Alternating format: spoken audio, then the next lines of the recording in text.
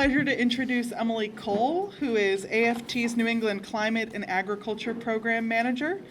And she's working to improve and advocate for the integration of climate-smart management on farms across New England. Currently, she coordinates New England's Smart Solar Siting Partnership to balance conservation and renewable energy in the region. And Emily earned her PhD in Plant and Soil Sciences from UMass Amherst.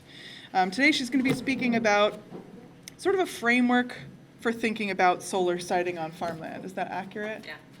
I think a very intelligent one. So please give Emily your applause and warm welcome. I'm excited to be here today. I do direct the climate and agriculture work across New England. And as part of that work, we have a partnership with some conservation organizations as well as some pro-solar organizations where we are trying to look for policies and guidelines that we can pull together that really balance conserving farmland and other green fields for the future, but we understand the urgency of getting renewable energy production up and on the ground and running.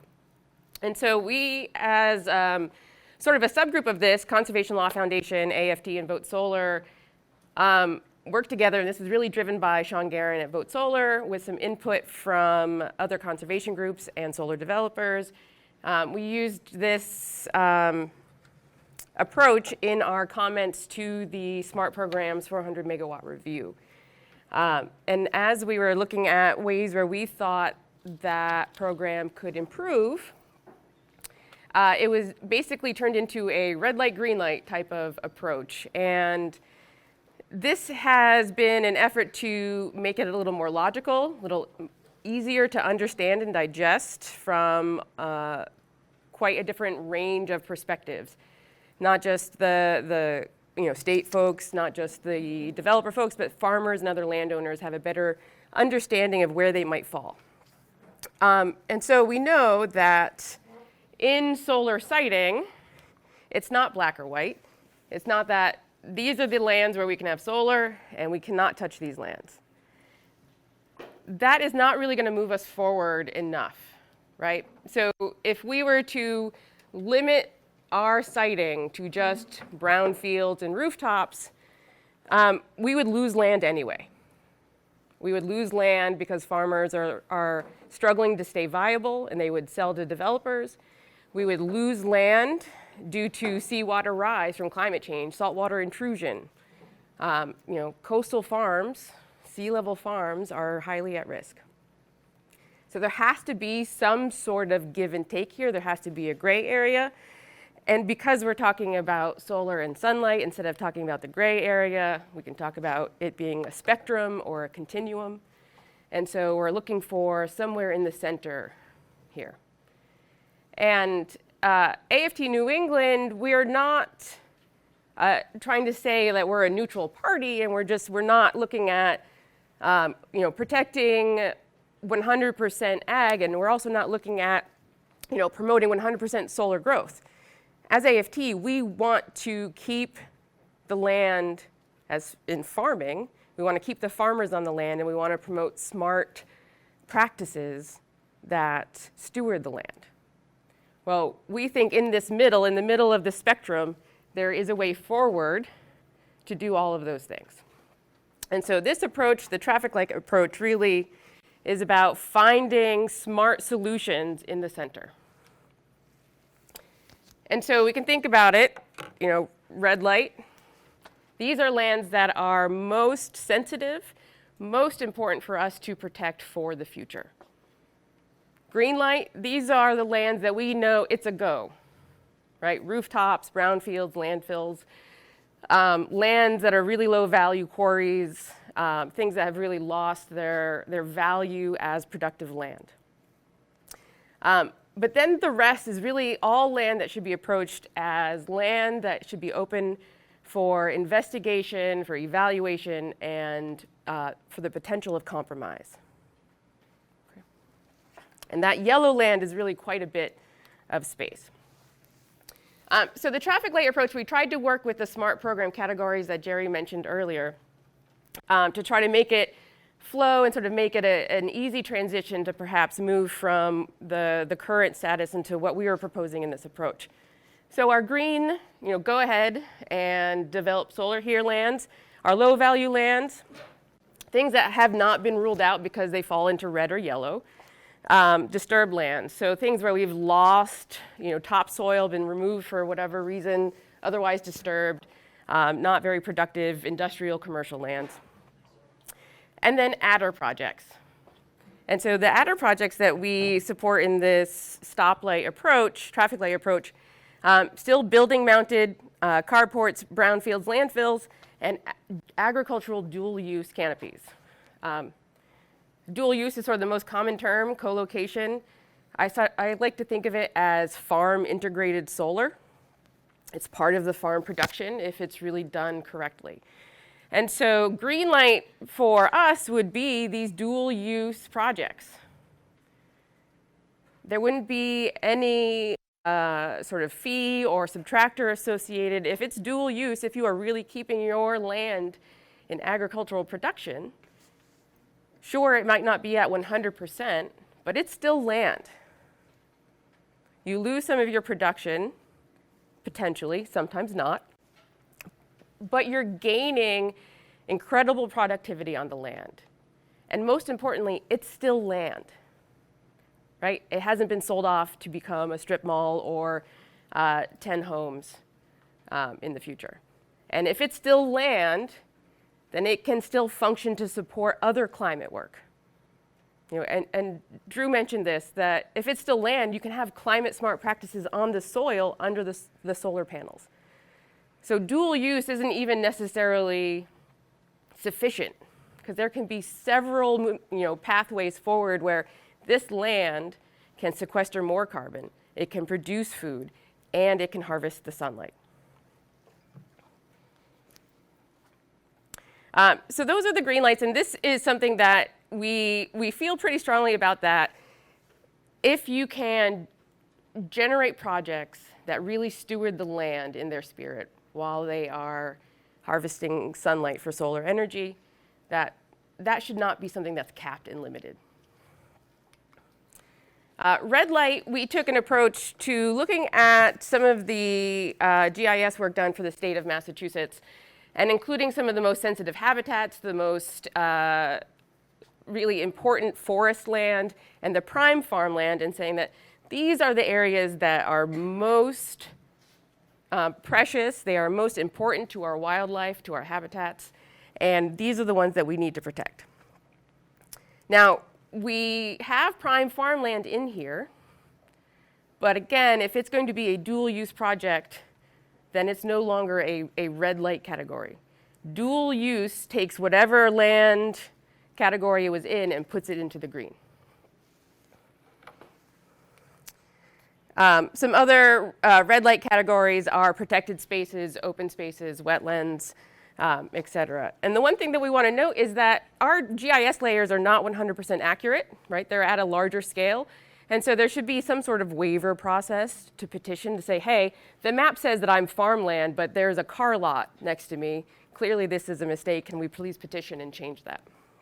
So there has to be opportunity for really a chance to work with the governing bodies to adjust specific instances. But the part I really want to talk about for the last few minutes is this yellow space, right? The land in between, where there should be compromise. And the way we approached it is these subtractors are not deterring greenfield development. As Zara mentioned, 75% of solar development in Western Mass was going on forest and farmland, green space. So, telling a commercial developer they're going to have a little less profit down the road is not potentially impactful enough here. So we propose that there's actually a startup fee assessed for lands that are included in projects that are these in-between categories. Not the most precious, but not the green light, go ahead and develop on those. So those would be sites including farmland of statewide importance that are actively being farmed. Other farm areas that are not core forest that falls into the red, but prime forest. and other biomap 2 areas like buffer zones around critical habitats. So if you were going to develop a 5-acre project that fell within these types of lands, we're proposing you have to pay a $10,000 solar conservation fund fee. That fund would then actually pay for other environmental mitigation projects, other land conservation projects moving forward in the state and the area. So developers would be paying to conserve other land if they're developing some within that space. There's a next level, the less impactful regions. So this might be prime soils that have not been farmed for years. Laying, fallow, inactive, other prime forest 2 and 3 areas. Farmland of unique importance, which is sort of the third level of farmland classification. Farmland, or it's not farmland, excuse me, lands within zoning ordinances that might otherwise fall into category 3. Even though it's zoned, you would pay the smaller fee. And then forest projects that have minimal clearing and are of smaller size. Those projects, we suggest that the developer pay a $5,000 conservation fund fee. And this is just how we used, or how we evaluated Massachusetts, right? The specifics are unique to Massachusetts, but the approach of the red, you can't, please don't touch these. The green, yes, please develop these as much as you can. But in the middle, let's think about how we can approach this differently to take steps forward together. That middle area of compromise that is really the most important if we are going to get to a future where we still have food produced locally and we have renewable energy meeting our goals. So just so you can see, our in-house GIS staff, Shannon Groff, put this together pretty quickly. Here's just if all of Massachusetts were up for grabs. Here's category 4. So that's taking our most sensitive regions out. That's about 1/3 of the state. And there's our red, yellow, green layer. So you can see there's quite a bit of yellow. A lot of yellow is some buffer zone.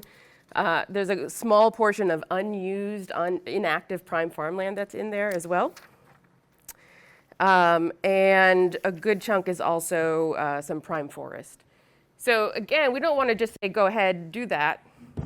This is our compromise. You can have the yellow zones. That's not going to get us where we want to be in the future. But we want to have that compromise moving forward where we're looking at these areas. We're considering carefully how we could move forward together on this land. And the last thing that I just want to touch upon is really about how we site on these lands. If we have a lot of farmland, and we're trying to compromise, it's not that we're just going to give 5 acres to blanket solar, right? We want to think about smart solar siting. We want to think about utilizing marginal land. In the 2017 census in Massachusetts, we had 80,000 acres of other land on farms.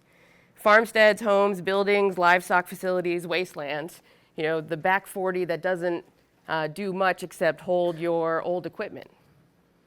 Right? There is a way to site this on those farmlands where actually you're not impacting the production capability of that farm whatsoever.